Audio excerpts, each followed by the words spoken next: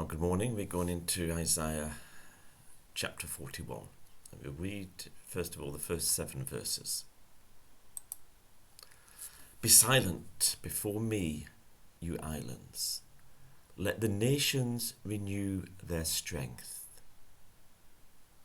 Now remember that in Isaiah 40, it talks about that those who renew their strength in the Lord, that the Lord renewing our strength. And here you've got a battle, if you like, between those who rely on themselves for strength or look to idols for strength, and those who look to God for their strength. And God says, let them come forward and speak. Let us meet together at the place of judgment. The only place we meet with God is at the place of judgment. Men want to exalt their own ideas. We want to have our own way. We want to be the ones who decide. But you can never meet God that way. Because God is God, and you're just a man or a woman. God created the whole universe. What have we done? Messed it up, a small part of it, you might say. And there are 2 places of judgment. One is at the cross. The other is the last day. If we come to the cross, and the cross is a place of judgment, it is judgment upon our lives, upon you and me. But the punishment that we deserve was placed upon Jesus, as we'll come to in Isaiah 53. Or we can wait to the last day,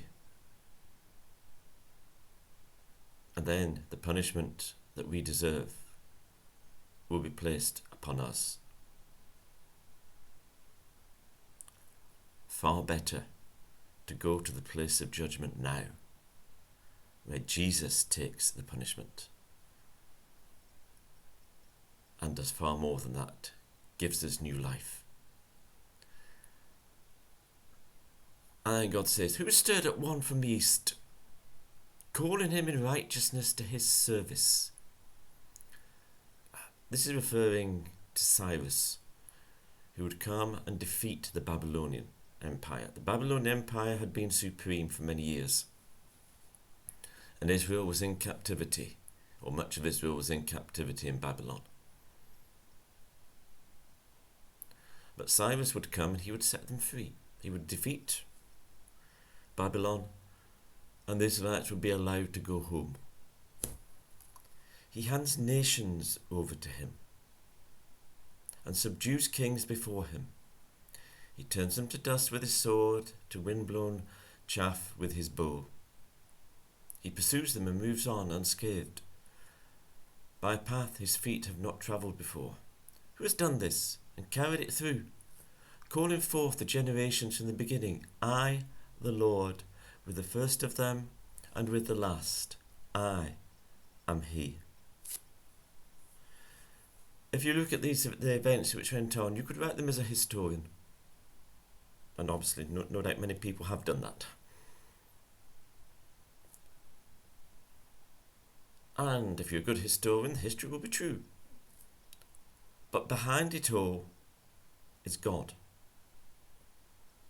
He determines the course of history. Not men.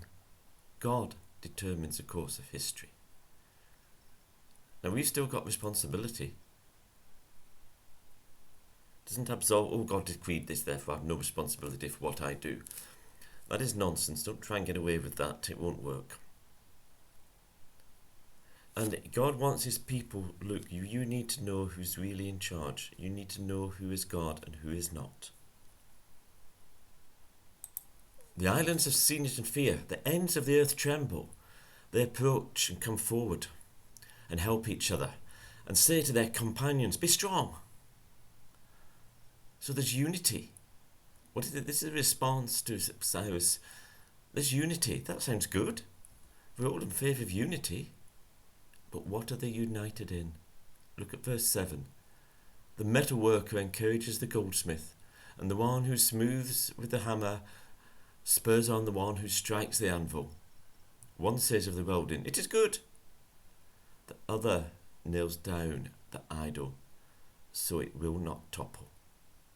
They were united, but united in building an idol.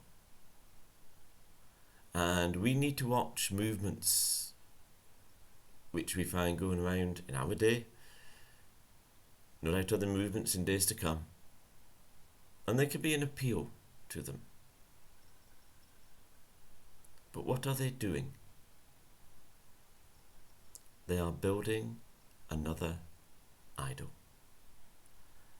And that's not the way we should go. You can see verse 8 there. But you, Israel, my servant. We are to be different, to respond differently. And we'll start to look at that tomorrow.